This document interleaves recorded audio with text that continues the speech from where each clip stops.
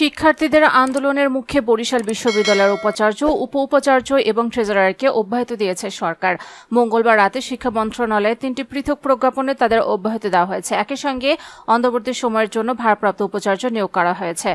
প্রজ্ঞাপনে বলা হয়েছে, রাষ্ট্রপতি ও চ্যান্সেলরের অনুমতিক্রমে উপাচার্য ড সুস্মিতা শারমিন, উপ-উপাচার্য ড গোলাম রাব্বানী এবং ট্রেজারার ড মামুন রশিদকে অব্যাহতি দেওয়া হয়েছে।